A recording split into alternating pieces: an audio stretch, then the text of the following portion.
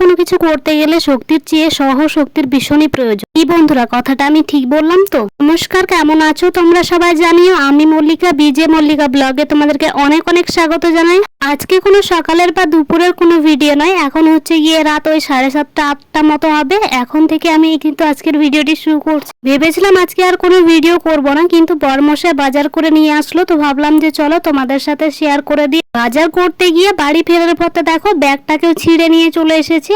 ফোনটা আমাকে দেখাচ্ছিল নতুন কভার লাগিয়েছে, তো সেটাই কেমন হয়েছে তোমরা অবশ্যই জানিও তো যে কেমন হয়েছে। আমার তো ভীষণ পছন্দ হয়েছে। চলো একদিক থেকে তাহলে তোমাদের খুলে খুলে দেখায়। প্রথমে তো টিফিনটা বেরোলো, যেটা আমি বাড়ি থেকে দিয়েছিলাম, কিন্তু আজকে ভীষণ ভারী থাকায় জিজ্ঞেস করে নিলাম যে আজকে খাবার খেয়েছে কিনা। কাজের ব্যস্ততায় দুপুরবেলা ফোন করে জিজ্ঞেস করতে আমিও পারিনি বা সেও ফোন করেনি, তাই জিজ্ঞেস করা হয়ে ওঠেনি যে ঠিক দুপুরের খাবারটা খেয়েছিল কিনা। তারপর বেরোলো হচ্ছে গিয়ে আলু, তারপরে এই যে দেখো বেগুন নিয়ে এসেছে, সাথে ধনেপাতা। এখনকার ধনেপাতাগুলো না আমার খুব একটা তেমন ভালো লাগে না, গন্ধটা ঠিকই লাগলেও কিন্তু টেস্টটা সেরকম আগের মতো ভালো লাগে না। সিজনের জিনিস সিজনে ভালো লাগে। আর নিয়ে এসেছে অনেকগুলো পুঁই ডাঁটা। আমার না এই পুঁই ডাঁটা খেতে ভীষণই কিন্তু ভালো লাগে, যেটা মাছ দিয়ে রান্না করো বা নিরামিষ রান্না করো দুটোই কিন্তু ভীষণ ভালো লাগে। আর এইদিকে নিয়ে এসেছে ঢেঁড়স আর অনেকগুলো লেবু নিয়ে এসেছিল, সাথে অল্প একটুখানি মাংস, যেটা আজকে খাওয়ার মতো করেই এই যে দেখো একটুখানি নিয়ে এসেছে।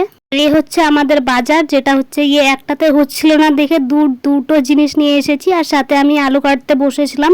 আর এই যে খাবার জিনিস নিয়ে এসেছে, যেটা আমি তাকে দিলাম, এখন সে বসে বসে খাবার খাচ্ছে। আর আমি এইদিকে রান্না বসিয়েও দিয়েছি, ভাতটা আগে করে নিয়েছিলাম, তাই এখন টুক করে রান্নাটা বসিয়ে দিয়েছি। আর এইদিকে দেখো কষানো হয়ে গেছে, পাশে জল গরম করলাম, গরম জলটা দিয়ে কিন্তু আজকে ফুটিয়ে নিচ্ছি। সাধারণত আমি গরম জল তেমন একটা দিই না, তো আজকে দিলাম। খেতে নাকি ভীষণ ভালো হয় গরম জল দিলে। তো আমার তো সেই রকম মানে খুব একটা ভালো বলবো না, খারাপ বলবো না, হয়তো বা আমি রান্নাটা ঠিক মতো করতে পারিনি সেই কারণে হতে পারে, কিন্তু আমার ওই একই লাগে ঠান্ডা বা গরম যেই জলটাই দিই না কেন। তারপর দেখো এইদিকে রান্না হতে না হতেই কিন্তু আমরা ভাত বেড়ে বসে পড়েছি, কারণ রান্না করতে কিন্তু অনেকটা সময় লেগে গিয়েছে। এখন যতটা দেরি হবে তখন কিন্তু উঠতে ততটাই লেট হয়ে যাবে, তো সেই কারণে তাড়াতাড়ি করে খেয়ে কিন্তু আমরা ঘুমিয়ে পড়েছিলাম। এটা হচ্ছে পরের দিন সকালে। সকালবেলাতে বাড়ির সমস্ত কাজ কমপ্লিট করে নিয়ে একেবারে স্নানটা সেরে নিলাম। আর আজকে সকাল থেকে বেশ ভালো রৌদ্র পড়েছে। এখন বাজে প্রায় ওই 9:30 মতো হবে, সকাল নয় অনেকটা বেলায় হয়ে গেছে। আর খাবারের জন্য এখনও কিছু বানাইনি, কালকে রাতের অল্প একটুখানি ভাত আছে, কালকের একটু তরকারি আছে, ওগুলোই খাওয়া হবে। আর হচ্ছে এখন রুটি করব, একটু দুপুরে খেয়ে নেবো। আর এখন একটা করে রুটি আর ওই ভাতটা আছে, এগুলোই খেয়ে নেবো। তো চলো তাহলে রুটিটা আগে বানিয়ে নিই। দেখতে থাকো ভিডিওটি শেষ পর্যন্ত।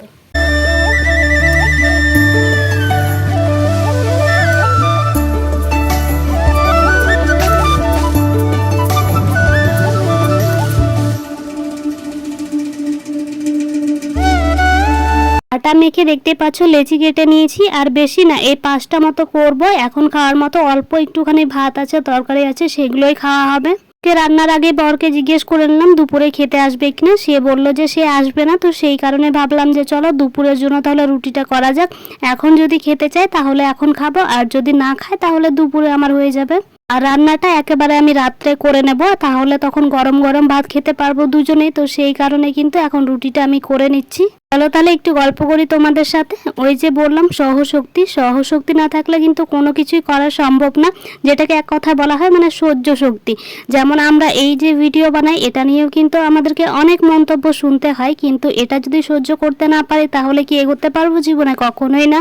তাই এদিক ওদিক আশেপাশে যার তার কথায় কান না দিয়ে নিজের কাজটা করলে কিন্তু ঠিক একদিন না একদিন সফল হবে বা এগিয়ে যেতে পারবে।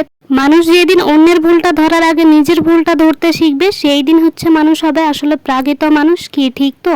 আমাদের সবার জীবনেই কিন্তু সময়টা হচ্ছে সবচেয়ে বড় শিক্ষক, যেটা আমাদেরকে প্রতি ক্ষণে ক্ষণে আমাদেরকে শিক্ষা দিয়ে যায়, যা অনেক কিছু ভালো খারাপের শিক্ষা দিয়ে যায়, যেগুলো থেকে আমরা অনেক কিছু শিখতে পারি। তাই আমাদের জীবনে প্রাকৃত শিক্ষক হচ্ছে একটা সময়। নিজের দুঃখ কষ্টগুলোকে কখনো অন্যের কাছে সম্পূর্ণভাবে কখনোই প্রকাশ করো না। সমবেদনার স্বরে মজা নেবে এবং সুযোগ পেলে আঘাত করবে। তাই কখনো নিজের কষ্টগুলোকে অন্যের কাছে প্রকাশ করতে যেও না। আচ্ছা, তোমরা আমাকে একটা কথা ভেবে বলো তো, কেউ কি জন্মগতভাবে খারাপ হয়ে আসে? কেউ কখনো জন্মগতভাবে কখনোই খারাপ হয় না। কি প্রাপ্ত বানায় কিছু বেঈমান, আর কিছু আশেপাশের মানুষজনগুলো, আর কিছু পরিস্থিতি। বলতে বলতে দেখো আমার পরোটাগুলো ভাজা হয়ে গেছে। পরোটা কম রুটি যাই বলো না কেন, কিন্তু কোনোটার সাইজ মতো হয়নি, সেটা দেখতেই পাচ্ছ, ছোট বড়। তবে ঘড়ির কাঁটায় এখন 10টা বেজে গেছে। বড়মশাইয়ের কাজে যাবার টাইমটা কিন্তু অনেক আগে পেরিয়ে গিয়েছে। না জানি কি যে করবে, এত লেট করে ফেলছে। এই যে নিয়ে নিলাম রুটি বলো বা লুচি বলো, মানে রুটিটাকে অল্প একটু তেল দিয়ে ভেজে নিয়েছি। আর সাথে আছে কিন্তু এই যে দেখো কালকে রাত্রের তরকারি, একটু মাংস তরকারি যেটা দেখালাম, আর অল্প একটুখানি ভাত আছে যেটা জল দিয়ে রাখলাম এখন। তো দেখি এটা খাওয়ার পর যদি খিদেটা না মিটে তাহলে ভাতটা খেতে পারি। তো এটা আগে খেয়ে নিই তাহলে এখন।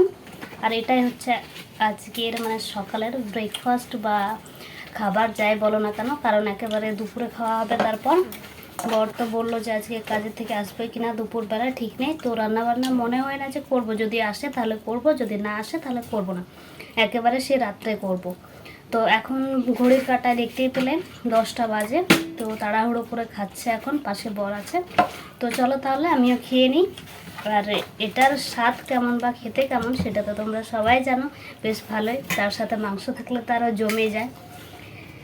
তো চলো আমি খেয়ে নিই, পরে আসছি।